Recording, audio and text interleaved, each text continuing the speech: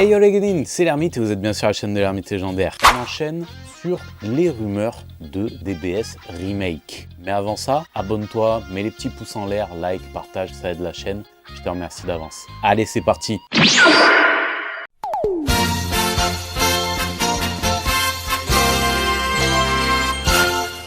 Dragon Ball Super Remake. Tout a commencé avec une rumeur. Des leaks auraient fuité concernant des images retravaillées de Battle of God, ce qu'on appelle des Genga. Il n'en fallait pas plus pour enflammer les réseaux. Mais, depuis peu, ces mêmes images sont retirées les unes après les autres à la demande de la Toei. Une réaction qui sonne quelque peu comme un aveu. Quoi qu'il en soit, nous aurons le fin mot lors de la Genki Damatsuri fin janvier où de nouveaux projets Dragon Ball doivent être annoncés. On parle également d'un film d'animation qui serait, d'après la rumeur, sur la jeunesse de Vegeta. Une idée cool qui permettrait de développer le lore des Saiyans, mais je doute que cela se fasse. Plus inquiétant, ça parle d'un film en full CG. Pitié, faites pas ça. Faites pas ça. Faites pas ça. Revenons-en au possible remake de DBS. Une fois encore, les décisions prennent la communauté Dragon Ball à contre-pied. On attendait tous un remake de OG Dragon Ball, avec une animation soignée et des dessins qui claquent sa mamie.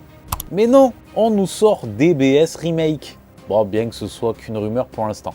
Du coup, encore une idée à la con ou une décision finalement logique? J'opterais plutôt pour la seconde option. Depuis les années que je réclame une version soignée de DBS avec des dessins à la hauteur de la licence et une animation moderne, je vais pas me plaindre non plus. Toutefois, cela va impliquer de nombreux changements dans l'histoire. Bon, déjà, le remake serait une adaptation de l'histoire de Toyotaro et de Toriyama-sama. Donc pas de fillers car le remake serait un animé saisonnier qui comprendrait a priori entre 26 et 30 épisodes par saison environ, ce qui garantirait une certaine qualité graphique. Ouais, aujourd'hui les animés fleuves se font de moins en moins, même One Piece va passer au format saisonnier. Donc je doute que DBS Remake, s'il venait à exister, fasse différemment.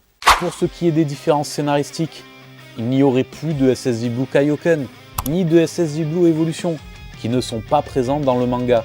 Pas non plus d'arc Fukatsu no F a priori, avec l'entraînement de Vegeta et Goku sur la planète de Beerus, ni de retour de Ginyu dans le corps de Tagoma, ni de canon Garrick père-fils entre Vegeta et Trunks du futur dans l'arc Black Goku, ni même d'arc Broly. En gros, toutes les choses cool que DBS a pu apporter, ce serait effacé par le remake. Dommage. En contrepartie, on aurait en revanche un arc Black Goku plus cohérent, moins d'allers-retours dans le temps et dimension, des incohérences corrigées, notamment la boucle temporelle Zamasu et Goku. Alors je vous explique la fameuse boucle temporelle. Goku s'est créé dans l'animé son propre ennemi, puisque Zamasu, lorsqu'il traverse la dimension grâce à l'anneau des Kaioshin, en suivant Mirai Trunks, affronte Goku. Goku, Whis, tout ça, se disent tiens cette énergie, nana, tout ça, on va aller dans l'univers 10. Goku affronte Zamasu, l'humilie et se crée son propre ennemi. Zamasu décide donc de réunir les Super Dragon Ball pour prendre le corps de Goku et devenir Black Goku, créant ainsi une boucle temporelle, ce qui est une incohérence totale, puisque si Goku ne va pas dans l'univers 10, Zamasu n'a jamais l'idée de lui piquer son corps et il n'y a pas de Black Goku. C'est une incohérence scénaristique, classique dans les voyages temporels, mais incohérence quand même. C'est un petit peu l'histoire de l'œuf ou la poule, qui est venu en premier, là c'est un petit peu le problème. Alors que dans le manga, Toyotaro corrige ça avec une petite pirouette à la Toriyama finalement, et c'est assez bien trouvé, assez drôle, avec ce qu'on appelle GodTube. Donc Zamasu va tomber sur le YouTube des dieux, sur la rediff du combat de la finale du tournoi interunivers 6 et 7, entre Ito et Goku. Et donc ça va être très drôle puisque voilà, il va se dire tiens ce mortel, ce Ningen, il défie les dieux, sa puissance est incroyable, il me faut son corps, voilà. Tchiki-tchika. Et donc, là encore, il y a un point faible, puisque l'arc Black Goku est pour moi le prime de Toyotaro sur DBS. On ne peut pas en dire autant du tournoi du pouvoir, qui la rush comme un gros porc pour rattraper l'animé. On pense au versus Kame Sennin contre Jiren, ou Gohan contre Kefla. Dans quel monde Gohan, même en mode Ultimate, tape Kefla? Kefla qui est la fusion Potala de Kale, qui a un potentiel berserk légendaire, là, enfin SSJ légendaire, connerie du genre, la brolette quoi. Et Caulifla qui est un génie du combat à la Goku, un mix entre Goku et Vegeta un peu, mais avec un potentiel incroyable. La meuf, il y a 2 sandwichs de ça, elle se transforme en SSJ. 2 sandwichs après, elle tape le SSJ 2. Une semaine plus tard, elle tapera le 3, quoi. La fusion des deux, de manière exponentielle, peut créer un perso vraiment incroyable. Et en fait, dans l'animé, en basse forme, hein, elle tape un Goku SSJ God, mais à l'aise. Donc en fait, même Goku Blue ne fait pas le poids face à Kefla en mode SSJ, ce qui est un petit peu exagéré à mon goût, mais bon, voilà. Un Gohan Ultimate qui fait jeu égal face à Kefla, je trouve ça un peu abusé, faut doser les gars. Et comme je le disais précédemment, nous n'aurons pas non plus d'arc Broly. En revanche, il paraît que d'ici 2028, il serait prévu que les arcs Moro et Granola soient enfin réalisés. Donc DBS Remake se laisserait 2 ans pour revenir à hauteur du tournoi du pouvoir. Pour conclure, j'estime que pour introduire l'ultra instinct maîtrisé de Goku, qui apparaît réellement dans l'arc Moro, ou l'ultra ego de Vegeta, qui apparaît dans l'arc Granola, il fallait effacer les formes SSJ Blue Kaioken et SSJ Evolution, qui étaient des rajouts de l'animé. Dans le manga, désolé c'est un spoiler, mais je pense que depuis le temps vous avez dû le lire. Si vous ne l'avez pas lu, c'est votre faute. Voilà. Sinon, je vous invite à arrêter la vidéo ici, puisque je ne dirai pas plus. Voilà. Vous êtes au courant, c'est bon? Allez, on enchaîne.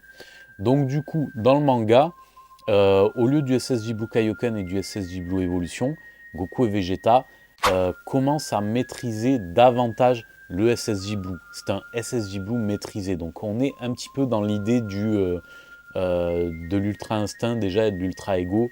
Goku et Vegeta vont contenir l'énergie que l'aura bleue que dégage le SSJ Blue, vont la contenir en eux. Parce qu'en fait, c'est l'émanation de leur puissance qui leur échappe. C'est pour ça qu'ils perdent de la puissance au fur et à mesure du combat. Donc là, en la contenant à l'intérieur d'eux, ils ont une forme plus stable, mais plus dure à maîtriser, un petit peu à l'image du Kaioken. C'est pour ça que quelque part, ça reprend un petit peu l'idée du SSJ Blue Kaioken qui demande un certain équilibre. Et ça reprend également un peu l'idée de... Enfin non, c'est plus l'Ultra Ego qui reprend l'idée du SSJ Blue Evolution, qui se base sur l'ego de Vegeta. L'Ultra Ego a repris un peu cette idée, c'est pour ça que c'est redondant et qu'on ne peut pas le replacer en fait dans DBS Remake.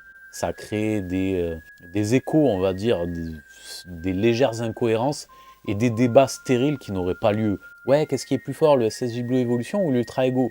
Le débat n'a pas lieu d'être. C'est deux histoires différentes. En gros, si ça venait à être confirmé, DBS Remake pourrait être plutôt une bonne idée, en vrai.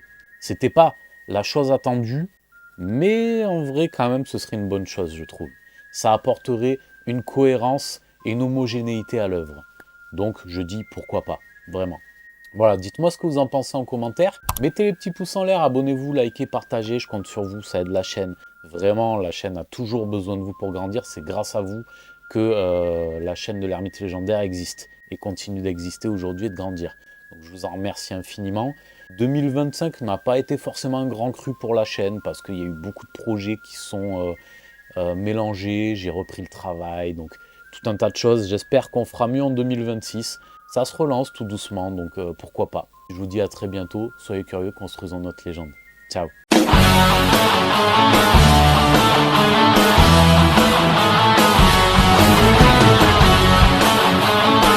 Tu t'es abonné? Tu t'es pas abonné? Abonne-toi!